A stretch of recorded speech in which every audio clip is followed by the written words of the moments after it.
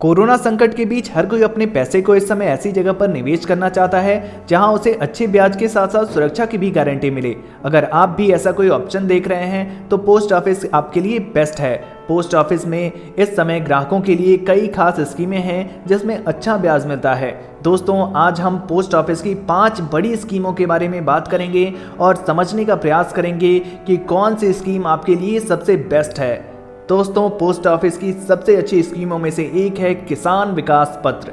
Post office की किसान विकास पत्र स्कीम सबसे ज़्यादा ब्याज देने वाली स्कीम है, जिसे कई मायनों में एफडी से भी बेहतर ऑप्शन माना जाता है। इसमें निवेश करने पर 6.9% की दर से ब्याज मिल रहा है। हर 3 महीने पर इस ब्याज दर को रिवाइज किया जाता है, जो अभी बदला नहीं गया है। इस स्कीम में आप कम से कम 1000 रुपये का निवेश कर सकते हैं। इसके बाद निवेश की रकम 100 रुपये की मल्टीपल में होनी चाहिए। इसमें निवेश की गई अधिकतम लिमिट कोई भी नहीं होती है। केवीपी यानी किसान विकास पत्र में निवेश की गई रकम 124 महीने यानी कि 10 साल और 4 महीने में डबल हो जाती है। साथ ही डिपॉजिट पर इनकम टैक्स कानून की धारा 80C के तहत टैक्स छूट भी मिलती है।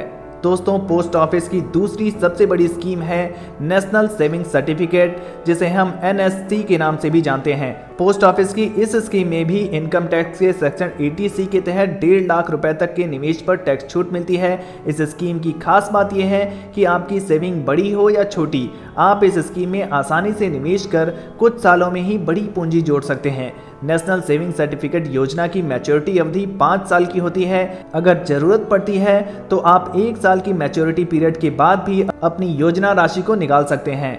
आप महज 100 रुपए के निवेश से शुरू कर सकते हैं। इस स्कीम में 6.8% सालाना ब्याज दर मिल रहा है। दोस्तों, पोस्ट ऑफिस की सबसे बड़ी और सबसे पॉपुलर स्कीमों में से एक है सुकन्या समृद्धि योजना। पोस्ट ऑफिस की सबसे पॉपुलर स्कीम है ये, जिसमें काफ़ी अच्छा रिटर्न मिलता है। हालांकि यह स्कीम आपकी बेटी के लिए ही होता है।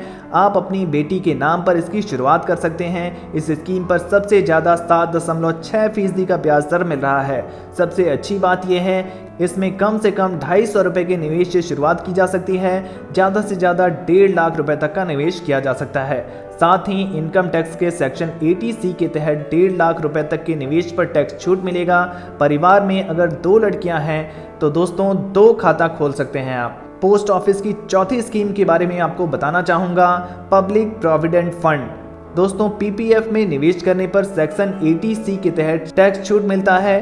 टैक्स छूट के लिए निवेश की गई लिमिट 1.5 लाख रुपए रखी गई है। इस स्कीम पर 7.1% का ब्याज दर मिल रहा है। दोस्तों, PPF में बड़े स्तर पर निवेश किया जाता है। PPF अकाउंट में मैच्योरिटी अवधि 15 साल की होती है। मैच्योरिटी की अवधि पूरा होने के बाद निवेशकों के पास 3 तरह के विकल्प होते हैं।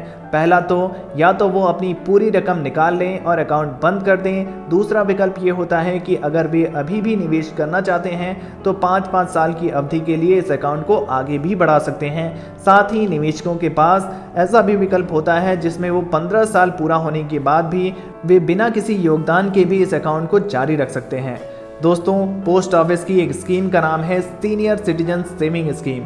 यह स्कीम वरिष्ठ नागरिकों के लिए है। वरिष्ठ नागरिक इस योजना में व्यक्तिगत रूप से या संयुक्त रूप से एक मुश्त निवेश कर सकते हैं। सीनियर सिटीजन इस स्कीम के तहत टैक्स ब्रेक के साथ नियमित आय प्राप्त कर सकते हैं। सीनियर सिटीजन देश के किसी भी बैंक या पोस्ट ऑफिस में SCSS का अकाउंट खोल सकते हैं। यह वरिष्ठ नागरिकों के लिए सबसे सुरक्षित निवेश विकल्पों में से एक है। खाता खोलते समय आप एक किस्त में न्यूनतम 1000 रुपये से लेकर 15 लाख रुपए तक जमा कर सकते हैं।